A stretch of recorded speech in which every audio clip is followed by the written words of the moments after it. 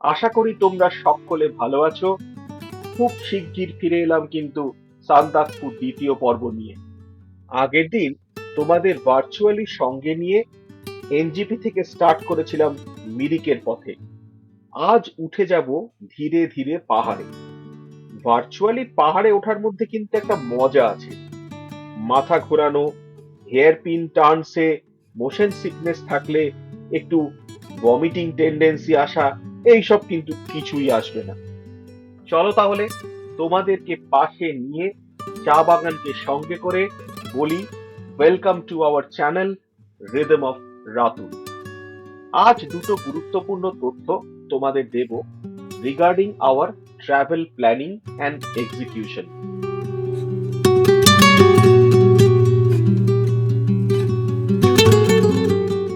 Soul relatives travel ডেস্টিনেশনে সুদীপ্ত ঘোষ, এই সুদীপ্ত আমাদের বহুবার নর্থ বেঙ্গল ঘুরিয়েছে। এবারও আমাদের এই দারুণ ট্রাভেলটা অলমোস্ট পুরোটাই প্ল্যান অ্যান্ড এক্সিকিউট করেছে সুদীপ্ত। সুদীপ্তর সাথে নর্থ বেঙ্গলে ঘোরার একটা মজা হচ্ছে, ও একদম নর্থ বেঙ্গলেরই ছেলে, আবার অ্যাট দ্য সেম টাইম কলকাতার সঙ্গেও ওর একটা দারুণ টাচ আছে।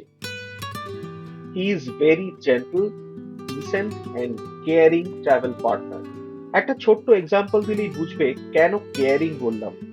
এনজিপিতে যখন আমরা স্টেশন থেকে নেমে মিরিকের জন্য স্টার্ট করছি, দুম করে চলে এলো, চলে এসে একটা অক্সিজেন ক্যান হাতে দিয়ে বলল, দাদা এটা সঙ্গে রাখো, ঢেউয়ের কিন্তু লাগতে পারে। তো we haven't asked for it, but it was a very kind gesture with respect to medical support, especially for emergency medical purpose. ওর নাম্বারটা স্ক্রিনে শো করছে, নিশ্চিন্তে ফ্যামিলি কিংবা গ্রুপস নিয়ে ওর সাথে ট্রাভেল করতে পারবে তোমরা। আরেকজন হলো পবন ভাইয়া, মানে ও সুদীপ্তর কন্ট্যাক্টস থেকেই আমরা পেয়েছি। পবন ভাইয়া আমাদের কমপ্লিট ক্যাব সাপোর্ট দিয়েছে ফ্রম এনজিপি টু এনজিপি। ওর নাম্বারটাও স্ক্রিনে দিয়ে দিলাম।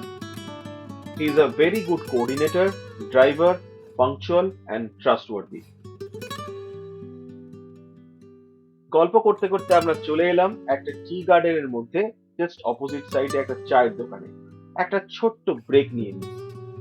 আর চায়ের বাগানের পাশে দাঁড়িয়ে চা খাওয়ার যে কি মজা, সেটা যারা পাহাড় ভালোবাসে তাদের কিন্তু আলাদা করে বুঝিয়ে বলতে হবে না।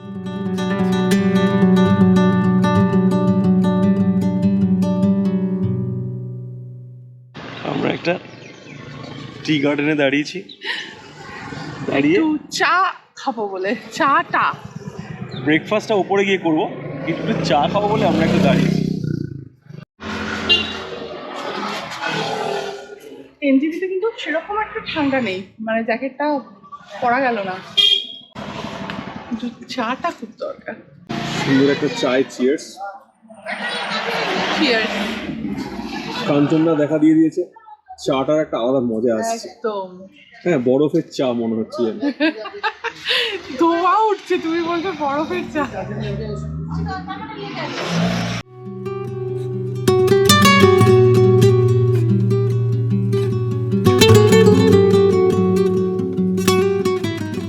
যেটা মেইনলি বলার সেটা হচ্ছে যে কোনো একটা জায়গায় যাওয়ার সময় ডেস্টিনেশন তো অলওয়েজ ইম্পর্টেন্ট। যেখানে যাচ্ছি, যে জায়গাটা দেখবো, যেমন tea garden, Mirik, Sandakphu, Tumling, whatever it may be, এক একটা ডেস্টিনেশনকে দেখেই লোকে যায়, সেটাই লোকে স্পট করে, সেখানে লোকে থাকে।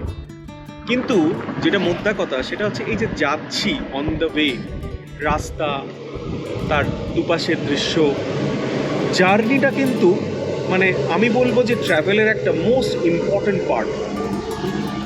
গিয়ে পৌঁছে ওখানে কি দেখলাম, কি দেখবো, that is also important, but equally important যে এই যে অন দ্য ওয়ে পাহাড় দেখতে দেখতে যাওয়া, একটু চা খাওয়া, একটু ব্রেকফাস্ট করা, টি গার্ডেনের মধ্যে দিয়ে দিয়ে যাওয়া, এটাও কিন্তু একটা দারুণ সুন্দর এক্সপিরিয়েন্স।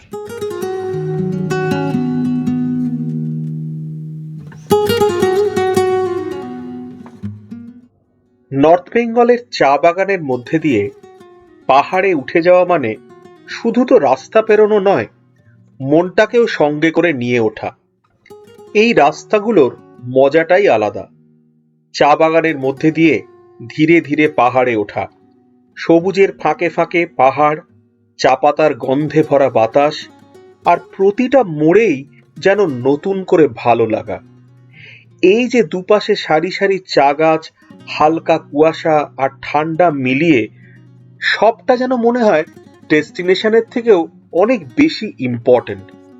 পাহাড় আসবার আগেই মনটা কেমন যেন পাহাড়ি আর চঞ্চল হয়ে ওঠে। এই পথে চলতে চলতে তাই মনটা নিজের অজান্তেই হালকা হয়ে যায়। কোথাও একটা ছোট্ট চায়ের দোকান, এক কাপ গরম চা আর কিছুক্ষণের নীরবতা, আহ, এইটুকুই যথেষ্ট। নর্থ বেঙ্গল আমাকে শেখায় পাহাড়ে পৌঁছানো নয়, পাহাড়ে ওঠার এই ধীর শান্ত পথটাই আসল ভালো লাগা।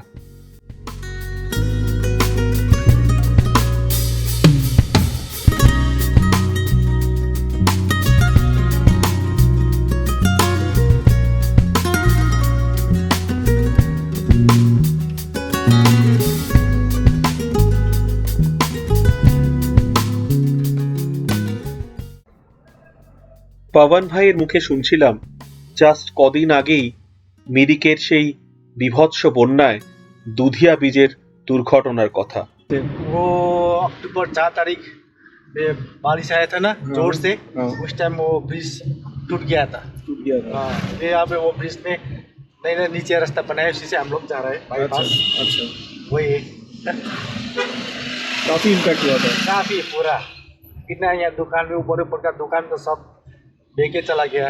बाप रे बाप। ऊपर ऊपर ये पिकनिक स्पॉट है ना, हाँ, हाँ। तो छोटा छोटा दुकान था सब लेके चला लेके गया पूरा। ये जो नुकसान हुआ। नुकसान हुआ, इन हाँ। लोगों का इंश्योरेंस तो था नहीं, सब अपना हाँ, अपना अपना ही था। अपना गया सब। अपना सब गया, इंटरेस्ट तो कुछ नहीं है। হ্যাঁ। ये তো যেটা আমাদের পবন ভাইও বলছিল যে এখানে অ্যাকচুয়ালি তো কারোর সেরকম ইন্স্যুরেন্স বলে কিছু থাকে না, ফ্লাডে সমস্ত দোকান ফোকান সমেত নিয়ে চলে গেছিলো। আমরা এখন নিচের রাস্তাটা দিয়ে যাচ্ছি, দুধিয়া ব্রিজটা ভেঙে পড়ে গেছে। वो जो ब्रिज अभी टूट गया था वो दिखने के मिलेगा? दिखेगा मिलेगा ना? हाँ, नीचे से दिखेगा। আমরা আরেকটু পরেই ওই ব্রিজটা দেখতে পাবো যে ব্রিজটা ভেঙে গেছিল। ये सीधा ब्रिज था है ना, हाँ। Main road. हाँ। वो ब्रिज टूट गया। এই আমরা এখন যেখানটাতে যাচ্ছি ইনফ্যাক্ট এই ব্রিজটা এইখানটাতেই ভেঙে গেছিল পুরো। তৈরি হচ্ছে, আবার কাজ হচ্ছে ব্রিজে। ব্রিজটা তৈরি হচ্ছে বলে আমরা সাইড দিয়ে নিচে নেমে পাশ দিয়ে যাচ্ছি। তো ওই যে ব্রিজটা, ওই ব্রিজটা ভেঙে গেছে। ये ब्रिज टूट गया था, अभी भी ऐसा ही है।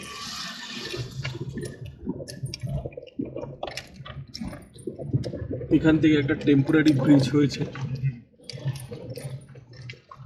यहाँ थोड़ा रुक पाएंगे?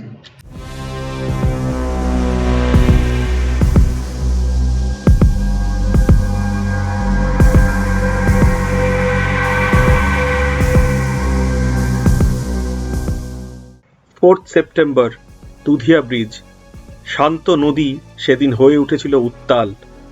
পাহাড়ের সৌন্দর্যের আড়ালে লুকিয়ে থাকা এক শক্তির বাস্তব ছবি। নদীটার নাম বালাসন রিভার। দুধিয়া ব্রিজ আসলে ঠিক এই নদীর উপর দিয়েই গেছে। এই নদীটা উত্তরবঙ্গ দার্জিলিং অঞ্চল থেকে নেমে আসে এবং পরে মহানন্দার সাথে মিলিত হয়। দুধিয়া ব্রিজ সেদিন আর শুধু একটা ব্রিজ ছিল না, ছিল পাহাড়ি নদীর রুদ্র মূর্তি দেখার এক সাক্ষী। টানা বৃষ্টিতে নদীর জল হঠাৎ বেড়ে যায়, কালচে উত্তাল স্রোত ব্রিজের নিচ দিয়ে গর্জন করতে করতে ছুটে চলে। ভাসতে থাকে গাছ, পাথর, মাটি, দোকান, পাট, ইভেন অনেক মানুষজন। যে নদীটাকে আমরা আপাত শান্ত বলে চিনি, সেদিন ছিল ভয়ঙ্কর। এই বন্যা শুধু ধ্বংস নয়, মনে করিয়ে দেয় পাহাড় যতটা সুন্দর ততটাই শক্তিশালী, আর প্রকৃতির সামনে মানুষ কতটাই না অসহায়। বন্যার তাণ্ডবে আশেপাশের যোগাযোগ ব্যবস্থা ব্যাহত হয়, স্থানীয় মানুষের দৈনন্দিন জীবন একেবারে থমকে যায়। তবুও এই ভয়ঙ্কর পরিস্থিতির মধ্যেও পাহাড়ের মানুষ এবং সেখানকার সবকিছু ধৈর্য হারায়নি। এটাই বোধহয় পাহাড়ি জীবনের সবচেয়ে বড় শক্তি। আবার সুস্থ স্বাভাবিক জীবনে ফিরে আসা, এবং সেই জন্যই বোধহয় আমরা আবার বেড়াতে আসতে পারি। এবং এই সমস্ত জায়গা তো অ্যাকচুয়ালি ট্রাভেল অ্যান্ড ট্যুরিজমের জন্য ভীষণ পপুলার। কাজী এখানকার মানুষজন যদি ভালো না থাকে, আমরা যদি বারবার ফিরে না আসি, তাহলে সত্যিই তো পাহাড়ের মজাটাই থাকে না।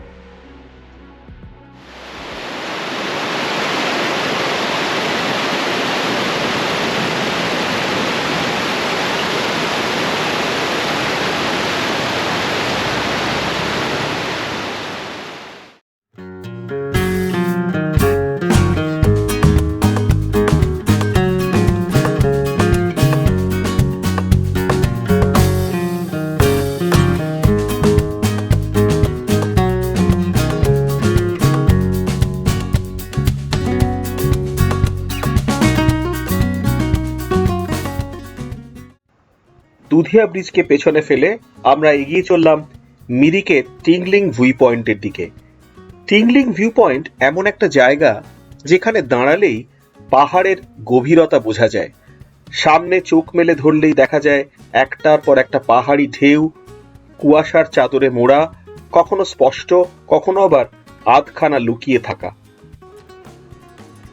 এই ভিউ পয়েন্টে দাঁড়িয়ে হাওয়াটা অন্যরকম লাগে, ঠান্ডা, পরিষ্কার আর নিঃশব্দ। দূরে ছড়িয়ে থাকা পাহাড়ি গ্রাম, সবুজ ঢাল আর আকাশের সঙ্গে মিশে যাওয়া পাহাড়, সব মিলিয়ে মনটা অকারণেই বেশ শান্ত হয়ে আসে। মিরিক থেকে টিংলিং এর পথে এই ভিউটা যেন হঠাৎ পাওয়া একটা উপহারের মতন। এখানে কোনো বড়সড় আয়োজন নেই, তবু প্রকৃতি নিজেই সবটা সাজিয়ে রেখেছে। একটু চুপ করে দাঁড়িয়ে থাকলেই বোঝা যায় পাহাড়ের আসল সৌন্দর্য শব্দে নয়, নীরবতায়।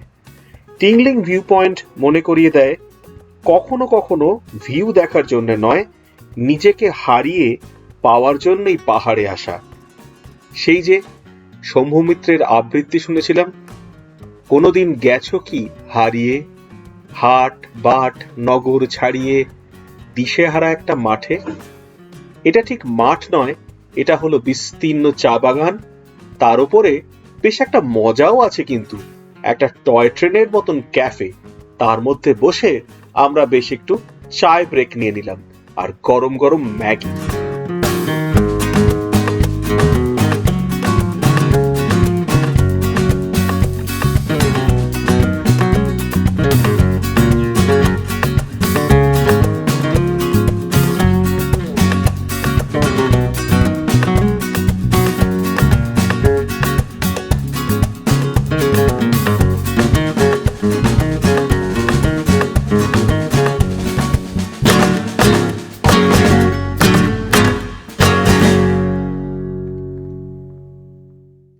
ম্যাগি ইজ অলওয়েজ লাভ, আর পাহাড়ে ম্যাগি কোনো তুলনাই নেই। দ্যাট তো পাহাড় দেখতে দেখতে ম্যাগি, হ্যাঁ, ভাবনা চিন্তার। পাহাড়ে বসে এরকম টিংলিং ভিউ পয়েন্টে টয় ট্রেনের মধ্যে বসে ম্যাগি খাওয়া অসাধারণ এক্সপিরিয়েন্স, টু গুড। এগুলোই ছোট ছোট মুহূর্ত যেগুলোকে আমরা সঞ্চয় করতে করতে এগিয়ে যাই। ঘোরা তো নিশ্চয়ই শেষ হয়ে যাবে, ঘোরা তো 5 দিনের, 6 দিনের, 7 দিনের, কিন্তু এই মোমেন্টগুলো কিন্তু সারা জীবনের, এই স্মৃতিগুলো সারা জীবনের, যেগুলো আমাদের নতুন করে দৌড়াবার, অনেক দূর যাবার, অনেক পথ এগোনোর শক্তি জুগিয়ে যায়। কি তাই তো? এই যে আমাদের অ্যানিভার্সারির প্রত্যেকবার ঘুরতে আসা, এটা নিয়ে তুমি কি বলবে? এটা নিয়ে বলবো যে বছর বছর, মাসে মাসে, সপ্তাহে সপ্তাহে, প্রতিদিনে, প্রতি ঘন্টায় মতভেদ জারি থাকুক, ঝগড়া জারি থাকুক, এটাই চলতে থাকুক। মানে মা বলছে ঝগড়াটা জারি থাকবে, তাই তো? এখন তোর সাথে বেশি ঝগড়া হয়, আমার সাথে কমই হয়। যাই হোক, যথারীতি ঝগড়া চলতে থাকুক, আর পাহাড়ের মতন আমি নীরব থাকি, তাহলে সব কিছু সুন্দর শান্তিতে থাকে। 5 रूम है आप लोग के लिए। एक रूम का भाड़ा पड़ेगा आप लोग को 2500-2000। अच्छा, हाँ, अगर पर हेड करके बैठेगा तो आपको 1500 रुपये पर हेड। खावा दावा अपना पाओ जाच्छे Food मिला के? हाँ, सब मिला के। ঠিক আছে। এখান থেকে দেখতে পারছে আপনার ভিউটা, ওখানে দেখুন তো ওটা নদী আছে না, নদী একদম। বায়া দায়া তরফ নেপাল, বায়া তরফ ইন্ডিয়া। আচ্ছা ওইটা পাহাড়ে আছে, ওখানে এটা নেপাল আছে। আচ্ছা, তার মানে আপনি বলতে চাইছেন এই জায়গাটা হচ্ছে নেপাল, আর এইখানে আমরা একটা নদী দেখতে পাচ্ছি। Dyna Nepal, Diana Nepal, Maya, left India. Right side Nepal, left side right side Nepal, right side Left Nepal, side, left side India. India. Yes, उस जगह का नाम है मेची। মেচি, মেচি ওইখানটার নাম বলছে মেচি। এটা বলছে এখানে tingling view point, tingling view. Mirik tingling view point. আপনার ছবি তুলছে প্যারাডাইস হোটেল ছটে, আপনারাও এখানে এটা ফগড়ি, এটা টি গার্ডেন আছে, ওখান থেকে দেখতে পাচ্ছ। ওখানে করসেং, এই এরিয়াটা হচ্ছে করসেং, কার্শিয়াং, করসেং, করসেং, কার্শিয়াং এরিয়া। করসেং। ওটা সোনাদা, দিলারাম, এই জায়গাটা শোনা যায়। এটা সৌরিনী। সৌরিনী, এই জায়গাটা হচ্ছে সৌরিনী। কি দারুণ লাগছে।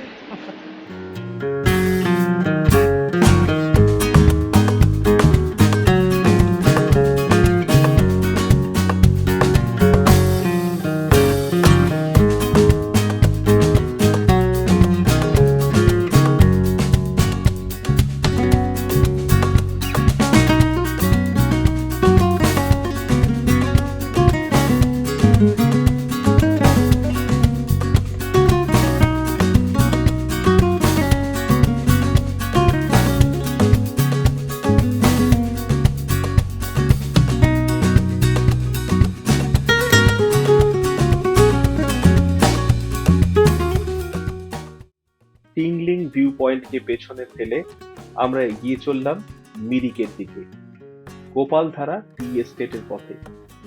সেখানেই আজ আমাদের রাতের আস্তানা। পৌঁছে একটু ফ্রেশ হয়েই কিন্তু বেরিয়ে পড়ব মিরিক এক্সপ্লোর করতে, আর বরাবরের মতন তোমাদের অবশ্যই সঙ্গে নিয়ে। তাই সকলে সঙ্গে থেকো। আর হ্যাঁ, শুধু ফ্ল্যাট অ্যাপ্রিসিয়েশন নয়, তোমাদের নিজের অভিজ্ঞতা, অনুভূতির কথা দু একটা কমেন্টে লিখে একটু শেয়ার করো, তাতেই তো আসল ট্রাভেল আড্ডাটা জমে। ভালো থেকো সবাই, দেখা হচ্ছে পরের পর্বে। বাই বাই, আর আগাম মেরি ক্রিসমাস।